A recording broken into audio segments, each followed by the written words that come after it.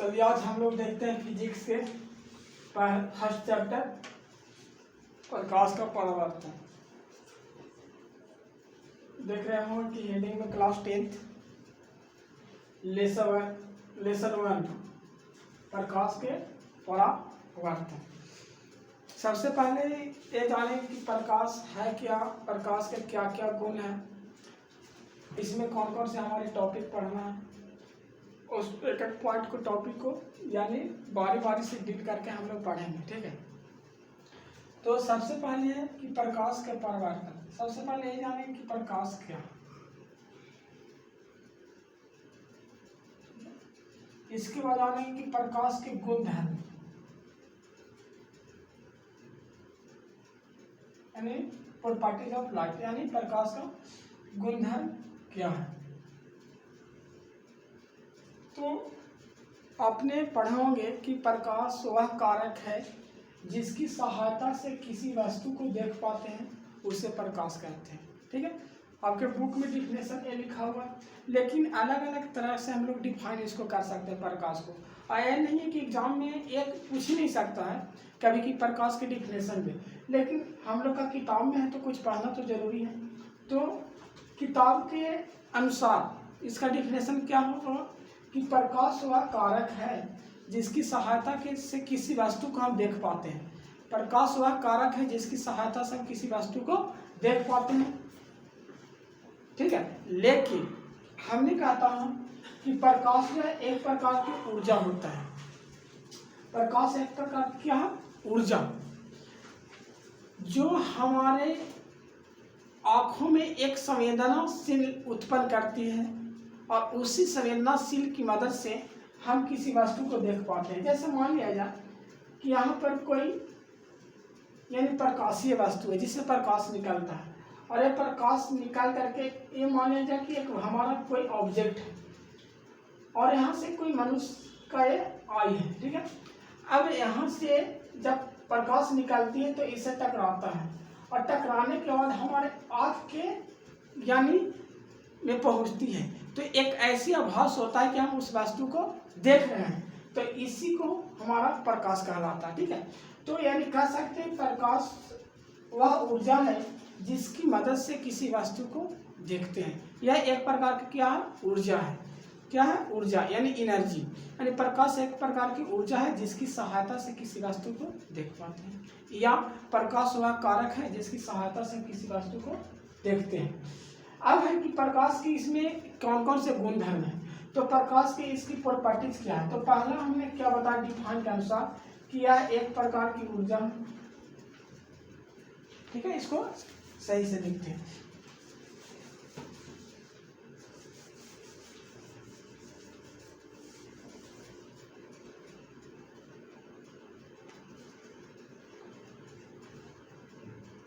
प्रकाश क्या बताएं कि प्रकाश एक प्रकार की ऊर्जा है जिसकी सहायता से किसी वस्तु को देख पाते हैं। फिर मैं बता रहा हूं कि प्रकाश के गुण है,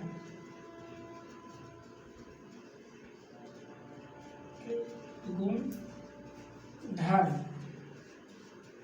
पहला यह एक प्रकार की ऊर्जा है। दूसरा यह सीधी या सरल रेखा में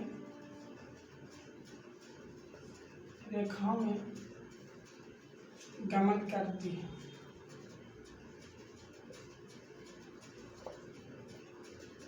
तीसरा इसका वायु या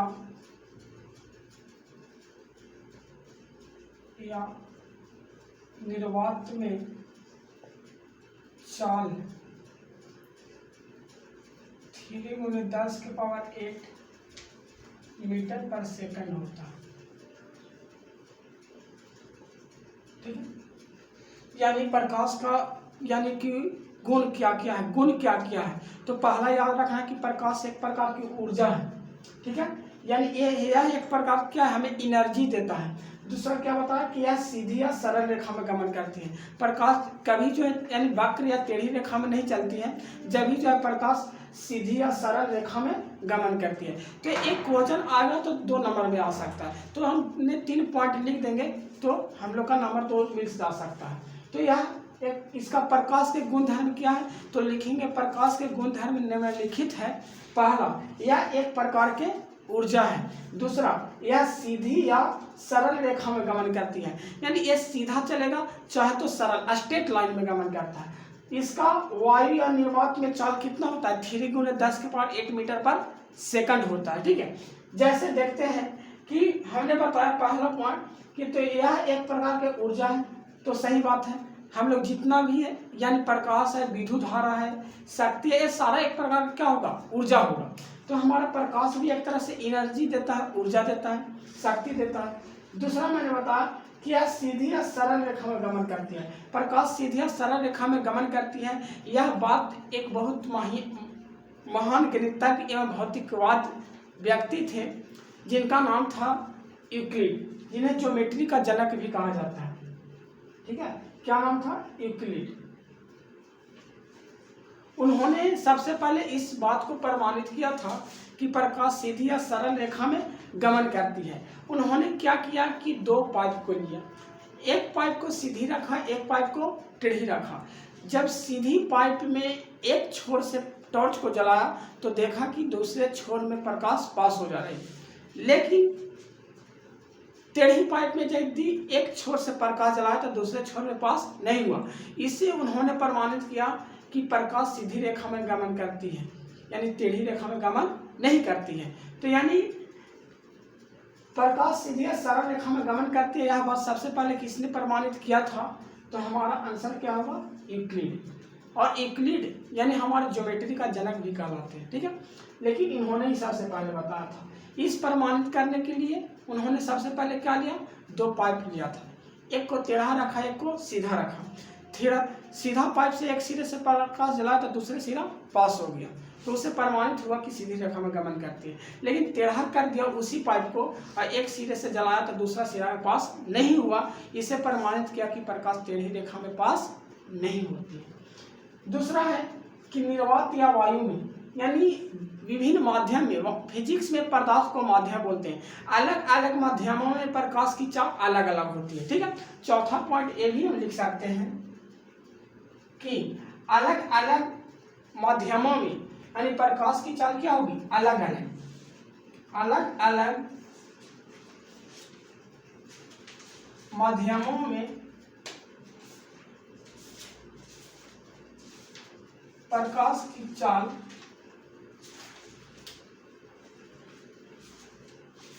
अलग अलग होती है।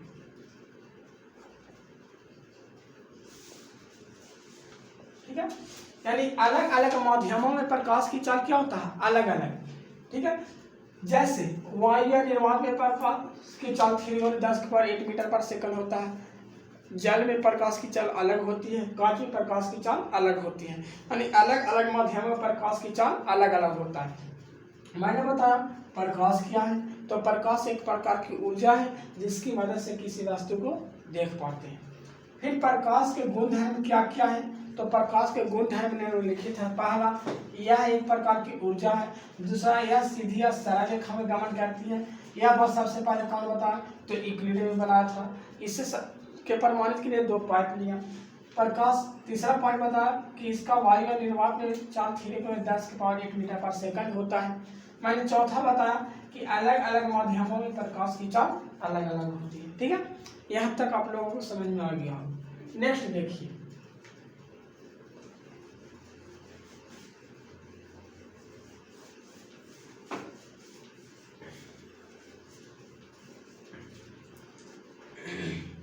नेक्स्ट है कि वस्तुएं जो है यानी कि 2 तरह की होती है, किसके आधार पे, तो यानी प्रकाश के आधार पे। पहला को हम लोग बोलते हैं प्रदीप्त वस्तु,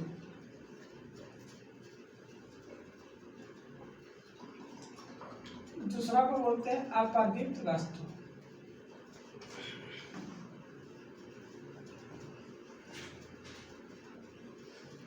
यानी वस्तु कितने प्रकार के हुए हैं? 2 तरह के। किसके आधार पे? तो प्रकाश के आधार पे। कौन कौन? प्रदीप्त वस्तु और अप्रदीप्त वस्तु। प्रदीप्त वस्तु का मतलब क्या होता है कि यानी कि वैसा वस्तु जो प्रकाश उत्सर्जित करता है यानी उत्पन्न करता है, उससे प्रदीप्त वस्तु या प्रदीप्तमान वस्तु कहते हैं। नहीं, जैसे हो गया हमारा लालटेन, सूरज, ये सारा कैसा होगा? तो प्रदीप्त वस्तु होगा। या इसी प्रदीप्त वस्तु का ही दूसरा नाम है प्रदीप्तमान वस्तु, जो प्रकाश उत्सर्जित करता है। लेकिन जो प्रकाश उत्सर्जित नहीं करता है उसको बोलते हैं अप्रदीप्त वस्तु। ठीक है, यानी ये सिंपल साधारण था। प्रदीप्त वस्तु को हम लोग प्रदीप्तमान भी बोलते हैं, प्रदीप्तमान। प्रदीप्तमान इसको बोलते हैं अप्रदीप्तमान। ठीक है, तो जो वस्तु है प्रकाश उत्सर्जित करेगा उसको क्या बोलेंगे? प्रदीप्तमान। जो वस्तु है प्रकाश उत्सर्जित नहीं करता उसको क्या बोलेंगे? अप्रदीप्तमान। ठीक है, अब देखिए इतना ही नहीं, इसमें और कुछ ऐसे होते हैं। जैसे पहला है पारदर्शी पदार्थ,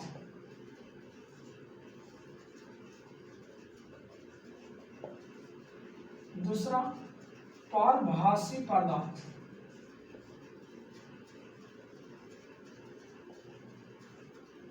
तीसरा है अपारदर्शी पदार्थ। ठीक है, पारदर्शी पदार्थ, पारभासी पदार्थ और अपारदर्शी पदार्थ। पारदर्शी पदार्थ किसको बोलेंगे? कि वैसे पदार्थ जिससे प्रकाश का आवागमन आर पार हो जाए, यानी आसानी से आवागमन पास हो जाता है। जैसे जिस पदार्थ से होकर प्रकाश आसानी से पास हो जाए उसको पारदर्शी बोलेंगे।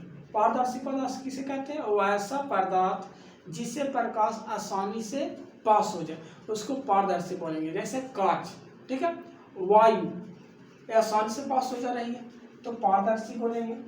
लेकिन जिसे प्रकाश आसानी से आर पार न हो सके उसको हम लोग बोलते हैं अपारदर्शी।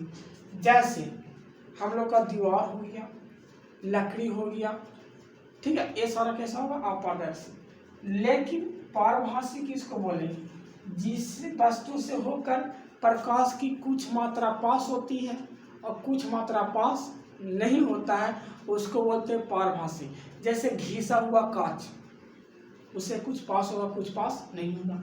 जैसे तेल लगा हुआ कागज, उसे कुछ पास होगा उसे कुछ पास नहीं हो सकता, तो इसको हम लोग क्या बोलेंगे? पारभासी। ठीक है, तो यानी जिससे पार हो सके उसको पारदर्शी बोलेंगे, जिसमें कुछ पास होता है कुछ पास नहीं होता उसको पारभासी बोलेंगे, और जिससे एकदम पास ना हो उसको अपारदर्शी बोलेंगे। इसका एग्जाम्पल क्या बताएं? वायु, कांच, ये सारा और भी हो सकता है इत्यादि। इसका तेल लगा हुआ कागज, घिसा हुआ यानी कांच, ऐसे दीवार, लकड़ी, ये सारा क्या होगा? अपारदर्शी होगा। ठीक है,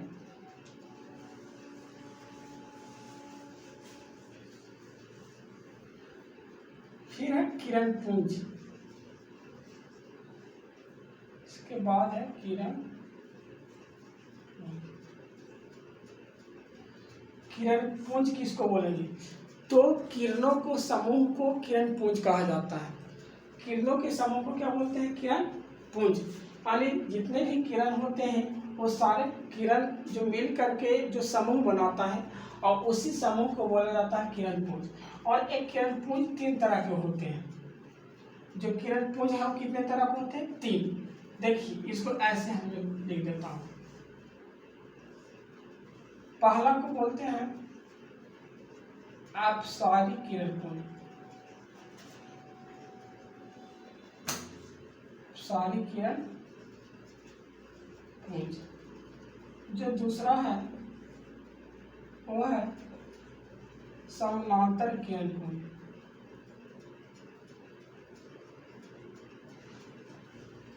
समानांतर किरण पुंज। और जो तीसरा है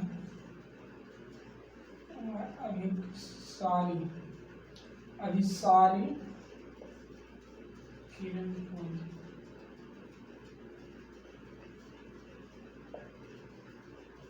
ठीक है, यानी किरणों को समूह को क्या बोलेंगे? किरण पुंज बोलेंगे। ठीक है, और किरण पुंज कितने तरह के होते हैं? 3 तरह के। कौन कौन? अब सारी किरण पुंज, समानांतर किरण पुंज या समांतर किरण पुंज भी बोलते हैं, और अभी सारी किरण पुंज। जैसे यानी जब किसी बिंदु स्रोत से प्रकाश निकालकर फैल जाता है, यानी आप का मतलब होता है फैलना। ठीक है, यानी किसी बिंदु स्रोत से जब प्रकाश निकालकर क्या हो जाए? फैल जाए, उसको बोलेंगे आप सारी किरण पुंज। जैसे डायग्राम से देखते हैं, यहाँ पे कोई प्रकाश निकलने वाली वस्तु है, तो यहाँ से प्रकाश निकला। ठीक है, इस तरीके से एक प्रकाश निकलकर क्या हुआ? फैल गया। ठीक है, एक प्रकाश निकलकर क्या हुआ? फैल गया।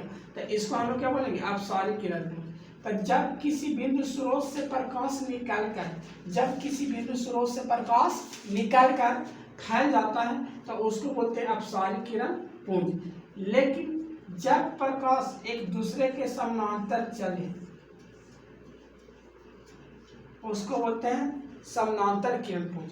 और किसी बिंदु स्रोत से प्रकाश निकालकर जब वह एक बिंदु पर फिर पुनः जमा हो जाती है, जैसे ए हमारा, तो एक बिंदु पर क्या हो रहा? जमा हो रहा, तो इसको क्या बोलेंगे? अभिसारी किरण पुंज।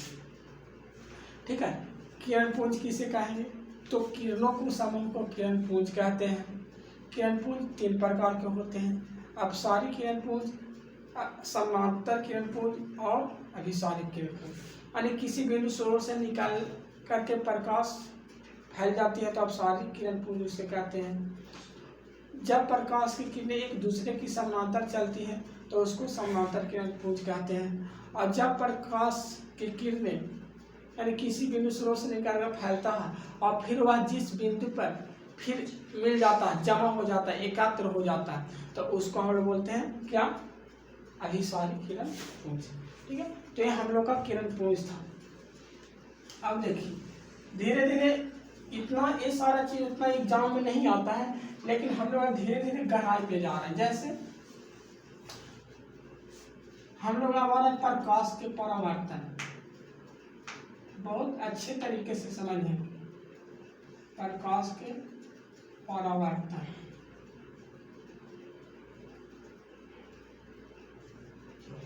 प्रकाश के परावर्तन बहुत मस्त टॉपिक है। इससे क्वेश्चन आता है कि प्रकाश के परावर्तन के विभिन्न पदों को समझा, प्रकाश के परावर्तन के विभिन्न पदों को समझा, प्रकाश के परावर्तन क्या है, प्रकाश के परावर्तन का नियम से क्या समझते हैं, प्रकाश के परावर्तन के कितने नियम होते हैं, ये सारी चीज़ों को हमने इसमें जानकारी प्राप्त कर रहे हैं। ठीक है, और एकदम इम्पोर्टेंट क्वेश्चन है, इसे क्वेश्चन आता ही है। जैसे प्रकाश का परावर्तन किसे कहते हैं? तो जब प्रकाश किसी सतह या पृष्ठ पर पड़ता है, जब प्रकाश किसी सतह या पृष्ठ पर क्या होगा? पड़ता है, यानी तो पड़ने के बाद पुनः यानी फिर वही दिशा में जब पड़ता है प्रकाश की किरण, और पड़ करके फिर टकराता है, और टकरा करके फिर वही दिशा में वापस लौट जाता है।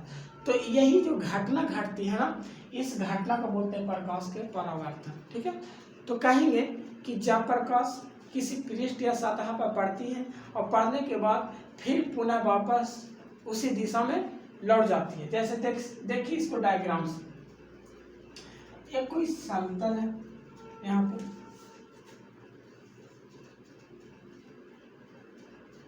ये समतल पृष्ठ है, कोई समझ रहा है? ये समतल कोई पृष्ठ है, यहाँ से प्रकाश आ रही है। ठीक है, यहाँ से आकर के लौट गई, तो ये प्रकाश आ रही है, तो आने वाला को क्या बोलेंगे? आपतित किरण, आपतित किरण। समझ में बात आ रही है? और यहाँ से टकरा करके ये लौट गई, तो इसको बोलेंगे परावर्तित किरण। और देख रहे हैं इसके बीच एक लंब होता है, इसको बोलते हैं अभिलंब।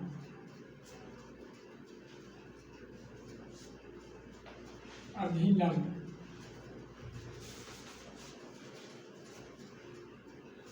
अभिलंब बोलते हैं। और एक बिंदु बनना, इस बिंदु को बोलते हैं आपतन बिंदु। आपतन बिंदु सुना, इस बिंदु को क्या बोलते हैं? आपतन बिंदु।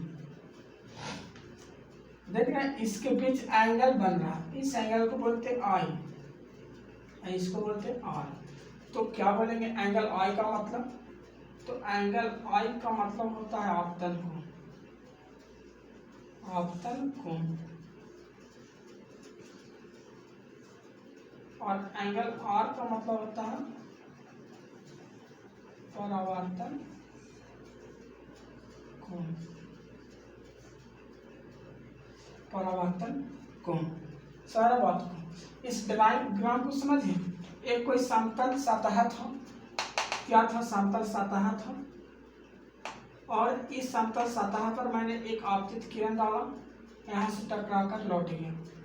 इसके बीच एक अभिलंब डाले जिसको अभिलंब बोलेंगे, और आपतन कोण, आपतित किरण, ठीक है, और इस अभिलंब के बीच एक कोण बन रहा है, वो आपतन कोण हुआ। और एक परावर्तित किरण और अभिलंब के बीच है, उसको हम लोग क्या बोलेंगे? परावर्तन। तो देखिए सबसे पहले प्रकाश के परावर्तन से क्या समझते हैं? प्रकाश के परावर्तन है क्या? तो डिफिनेशन कैसे देंगे? रटने का चीज नहीं है, रटो भी नहीं। क्या करना है? रटना नहीं, एकदम नहीं। जब प्रकाश किसी सतह पर पड़ता है और पड़ने के बाद पुनः वही दिशा में लौट जाता है, तो इस घटना को हम लोग क्या बोलेंगे? प्रकाश के परावर्तन बोलेंगे। क्या बोलेंगे? प्रकाश के परावर्तन, ठीक है। तो इसके प्रति हम लोग को सोचना है, मेहनत करना है, नहीं कि रटना है, ठीक है। किसी चीज को रटना नहीं है, याद करना है, लेकिन रटना नहीं है। तो मैंने क्या बताया कि प्रकाश किसी सतह या पृष्ठ पर पड़ती है और पड़ने के बाद फिर पुनः वही दिशा में लौट जाती है, तो यह घटना क्या कहलाता है? प्रकाश के परावर्तन, ठीक है। ये प्रकाश के परावर्तन का डिफिनेशन हुआ। लेकिन यदि कह दें कि प्रकाश के परावर्तन का नियम किसे कहते हैं, तो जब प्रकाश किसी पृष्ठ या सतह पर पड़ता है और पड़ने के बाद जिस नियम को पालन करते हुए, जिस नियम को पालन करते हुए फिर उस दिशा में लौट जाती है, पुनः वही दिशा में लौट जाता है, तब क्या बोलेंगे? प्रकाश के परावर्तन का नियम कहेंगे, ठीक है। यानी प्रकाश का परावर्तन कहेंगे कि किसे कहते हैं? तो लिखेंगे कि जब प्रकाश किसी सतह पृष्ठ पर पड़ती है और वही सी दिशा में लौट जाती है, तो प्रकाश का परावर्तन कहलाता है। और कहेगा कि प्रकाश का परावर्तन का नियम किसे कहते हैं, तो लिखेंगे कि जब प्रकाश किसी पृष्ठ या सतह पर पड़ती है और जिस नियम को पालन करते हुए पुनः वही दिशा में वापस लौट जाती है, तब उसको हम बोलेंगे प्रकाश का परावर्तन का नियम कहेंगे, ठीक है। अब जैसे है कि प्रकाश के परावर्तन के विभिन्न पद, तो प्रकाश के परावर्तन के विभिन्न पद क्या क्या? आपतित किरण है, अभिलंब है, परावर्तित किरण है, आपतन बिंदु है, आपतन कोण है, परावर्तन कोण है। तो कभी ऐसा भी एग्जाम में क्वेश्चन देता है कि प्रकाश के परावर्तन क्या है, इसके विभिन्न पदों को समझाएं। तो प्रकाश के परावर्तन का डिफिनेशन लिखेंगे, इसका इस डायग्राम को बनाएंगे, देख रहे होंगे आप अच्छे से। इस डायग्राम को ऐसे बनाएंगे और डायग्राम को बना करके नीचे सारे पॉइंट को बारी बार से लिख करके इसको डिफिनेशन लिखेंगे। जैसे देखिए पहला क्या? आपतित किरण। तो सीधा लिखेंगे क्या?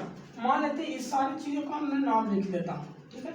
इसको मान लेते हैं एम, इसको मान लेते हैं ओ, और इसको मान लेते हैं आर, ठीक है। अब देखिए एन और ओ क्या है? एन ओ क्या है? आपतित किरण, और एम और ओ हमारा क्या? परावर्तित किरण।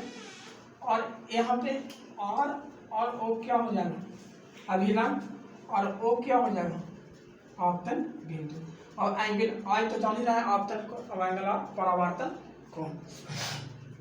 लेकिन आपतित किरण किसे कहेंगे? आपतित किरण किसे कहेंगे? तो आपतित किरण किसे कहेंगे? तो आपतन यानी आने वाले किसी पृष्ठ या किसी सतह पर, किसी पृष्ठ या सतह पर, किसी पृष्ठ या सतह पर पड़ने वाली किरण को क्या बोलेंगे? आपतित किरण। देखिए ये सारे पॉइंट को अच्छी तरीके से समझ लेना है, ठीक है।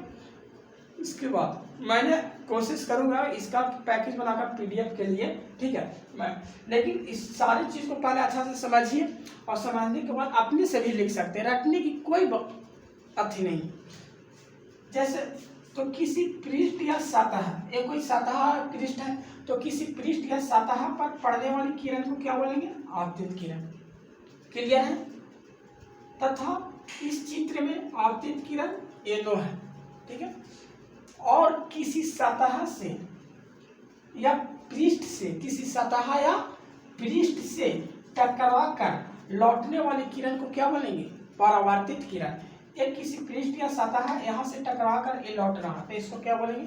परावर्तित किरण बोलेंगे, ठीक है। चित्र में एमओ क्या है? परावर्तित किरण है। लेकिन ये आप देख रहे होंगे आपतित किरण और परावर्तित किरण, ये आपतित किरण है, ये परावर्तित किरण है, ये अभिलंब है। तो आपतित किरण, परावर्तित किरण और अभिलंब जिस बिंदु पर है स्थित होता है उस बिंदु को बोलते हैं आपतन बिंदु।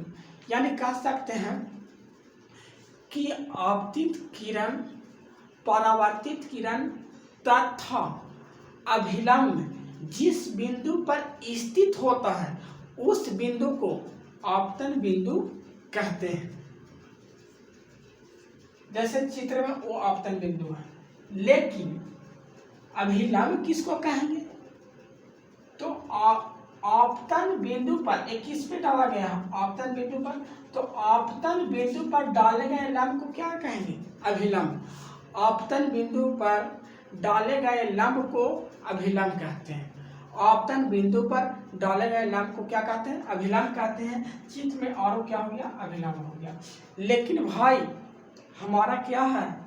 आपतन कोण है। आपतन कोण किसको बोलेंगे और परावर्तन कोण किसको बोलेंगे?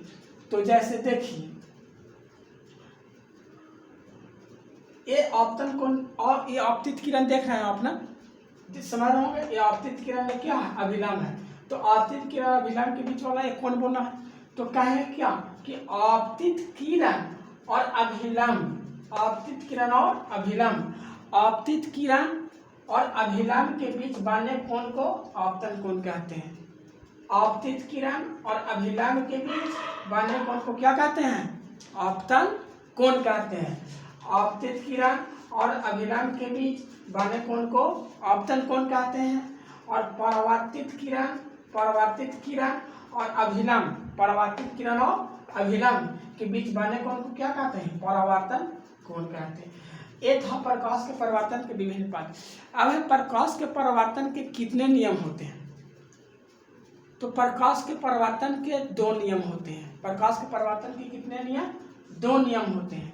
पहला नियम क्या कहता है कि आपतित किरण, परावर्तित किरण तथा आपतन बिंदु पर डाला गया अभिलंब तीनों एक ही तल में होता है। देख रहे हैं, तीनों एक ही तल में है। तो प्रकाश के परावर्तन के कितना नियम? 2 नियम। कितना नियम? 2 नियम। जब रख लेना है प्रकाश के परावर्तन के कितना नियम? 2 नियम। पहला नियम आपतित किरण, परावर्तित किरण तथा आपतन बिंदु पर डाला गया अभिलंब तीनों एक ही तल पर होता है। ये पहला नियम है। दूसरा नियम क्या है? आपतन कोण परावर्तन कोण के हमेशा बराबर होता है। आपतन कोण परावर्तन कोण के बराबर होता है। जैसे आपतन कोण का मान 60 डिग्री है तो परावर्तन कोण का मान भी कितना होगा? 60 डिग्री होगा। कितना होगा? 60 डिग्री। समझ में बात आया? आपतन कोण यानी प्रकाश के परावर्तन के कितना नियम? 2 नियम। कितना नियम? 2 नियम। प्रकाश के परावर्तन के कितना नियम? 2 नियम। पहला नियम क्या है? तो आपतित किरण, परावर्तित किरण तथा आपतन बिंदु पर डाला गया अभिलंब तीनों एक ही तल पर होता है। पहला नियम। दूसरा नियम क्या होता है कि आपतन कोण परावर्तन कोण के बराबर होते हैं। आपतन कोण परावर्तन कोण के बराबर होते हैं। ठीक है, तो यहाँ तक मैंने बताया। ठीक है, इससे मैं आज तक मैं इतना ही, मेरा सेवा समाप्त होती है। और इस वीडियो को ज़्यादा से ज़्यादा बहुत शेयर करें और सब्सक्राइब करें और कमेंट और लाइक जरूर करें। ठीक है, ओके, धन्यवाद, जय हिंद।